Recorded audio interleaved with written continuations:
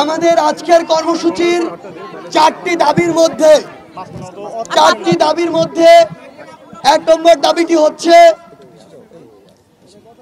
ফ্যাসিবাদী কাঠামোকে ব্যবহার করে যেসব হত্যাকাণ্ড ঘটানো হয়েছে সেগুলোর দ্রুত বিচার নিশ্চিত করতে বিশেষ ট্রাইব্যুনাল গঠন করতে হবে।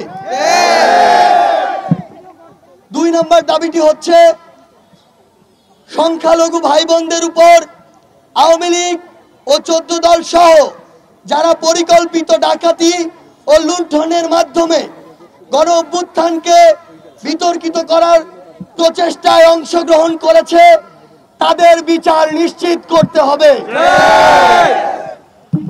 ৩ এবং ৪ নং দাবিটি উত্থাপন করবেন বৈষম্য বিরোধী ছাত্র আন্দোলনের অন্যতম সমন্বয়ক হাসনাত আব্দুল্লাহ।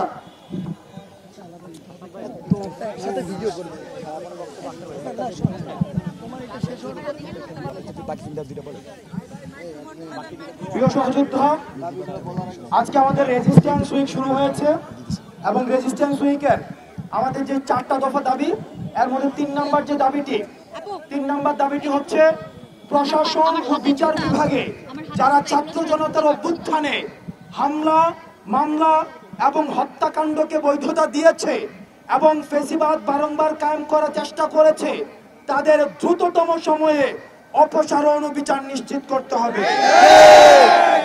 আমরা কিন্তু এখানে প্রশাসন এবং বিচার বিভাগকে ইনক্লুড করেছি।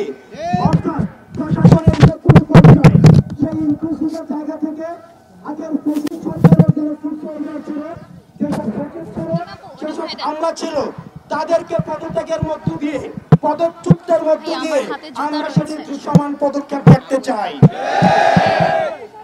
আমাদের 4 নম্বর যে দাবিটি হচ্ছে সেটি হচ্ছে প্রশাসন ও বিচার বিভাগে যারা এতদিন বৈষম্যের শিকার হয়েছে তাদের জন্য, সবার জন্য ন্যায্যতার ভিত্তিতে সমান সুযোগ সুবিধা নিশ্চিত করতে হবে। আপনারা জানেন আগের যে প্রশাসনটা সেটা ছিল হাসিনার তোষামোদী প্রশাসন। এই প্রশাসনে যত ধরনের সরকারের সংস্থা রয়েছে সবগুলাকে অকেজু করে দিয়ে শুধুমাত্র গণভবন থেকে বাংলাদেশ চালু করা হতো। পতিতালয় থেকে সচিবালয় সবকিছুর সিদ্ধান্ত নেওয়া হতো গণভবন থেকে। এবং সেখানে রাষ্ট্রের যে অন্যান্য যে প্রতিষ্ঠানগুলো রয়েছে এই প্রতিষ্ঠানগুলোকে তাত্ত্বিকভাবে অচল করে দেওয়া হয়েছে এবং সেখানে যারা যোগ্য এবং মেধার ভিত্তিতে যে আমলারা ছিল আমলাদেরকে বঞ্চিত করা হয়েছে। 4 নম্বর দফা দাবিতে সেখানে স্পষ্ট করা হয়েছে এতদিন ধরে যারা দলকানা আওয়ামী বঞ্চিত হয়েছে তাদেরকে মেধার ভিত্তিতে, ন্যায্যতার ভিত্তিতে আবার সুযোগ সুবিধা নিশ্চিত করতে হবে। ধন্যবাদ হাসনাত আব্দুল্লাহ ভাইকে। আপনারা দেখেছেন বিগত 16 বছরের ফ্যাসিবাদ আমাদের সবগুলো প্রতিষ্ঠানকে ধ্বংস করে দিয়েছে।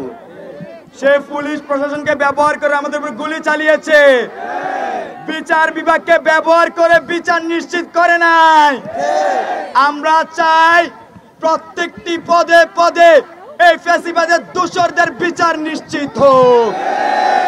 আমরা আজকে শহীদ মিনার থেকে ঘোষণা দিতে চাই যতদিন তাদেরকে বিচার আওতায় না হবে ততদিন ছাত্র জনতা লাশ রাজপথে লড়াই চালিয়ে যাবে।